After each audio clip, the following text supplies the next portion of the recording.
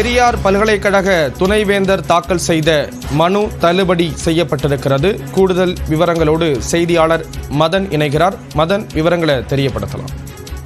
ஸ்ரீராம், சேலம் பெரியார் பல்கலைக்கழகத்தில் பணியாற்றி வந்த ஊழியர்கள் கடந்த 2020ஆம் ஆண்டு அந்த பல்கலைக்கழகத்தில் நடைபெற்ற சீர்கேடுகள் குறித்து ஒரு பத்திரிகை சந்திப்பு நடத்தினார்கள்.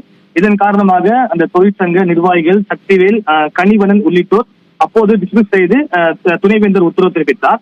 இதை எதிர்த்து பாதிக்கப்பட்ட ஊழியர்கள் தொழிலாளர் நல ஆணையத்தில் ஏற்கனவே புகார் அளித்தார்கள். அந்த புகார் மீது தற்போது விசாரணை நடைபெற்று வந்தது. இந்த விசாரணையில் இந்த தொழிலாளர் சட்டத்திற்கு எதிராகவும் சட்ட விதிகளுக்கு விரோதமாகவும் துணைவேந்தர் ஜெகநாதன் மற்றும் அப்போதைய பதிவாளர் பாலகுருநாதன் ஆகியோர் இரண்டு பேருமே பழிவாங்க நோக்கத்தோடு செயல்பட்டதாக விசாரணை உறுதியானது. இதைத் தொடர்ந்து தொழிலாளர் சட்டத்திற்கு விரோதமாக ஊழியர்கள் டிஸ்மிஸ் செய்த இந்த 2 பேர் மீது குற்றவியல் வழக்கு தொடர கடந்த மாதம் தமிழ்நாடு அரசின் தொழிலாளர் நலத்துறை ஒரு அனுமதி அளித்து ஒரு அரசாணை வெளியிட்டது.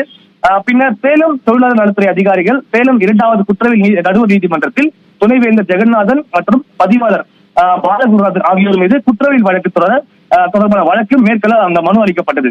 இந்த நிலையில்தான் இந்த ஒரு உத்தரவை எதிர்த்து சென்னை உயர்நீதிமன்றத்தில் 2 பேர் வழக்கு தொடர்ந்தார்கள். இந்த வழக்கு இன்று விசாரணைக்கு வந்தபோது இந்த 2 பேர் தரப்பிலுமே இந்த வழக்கை முன்கூட்டியே தாங்கள் தாக்கல் செய்து விட்டதாகவும், முதலில் குற்றவியல் நீதிமன்ற வழக்கு விசாரணைக்கு வந்த பிறகு இந்த வழக்கு தொடர்பு தொடர்பாக முடிவெடுக்கப்படும் என்று தெரிவித்து தாங்கள் தாக்கல் செய்த அந்த 2 மனுக்களையும் திரும்ப பெற்றுக் கொள்வதாக தெரிவித்தார்கள். இதை ஏற்றுக்கொண்டு சென்னை உயர்நீதிமன்றம் 2 பேருடைய மனுவையும் தற்போது தள்ளுபடி செய்து உத்தரவு பிறப்பித்துள்ளது. ஸ்ரீராம், விவரங்களை வழங்கியதற்கு நன்றி மதன்.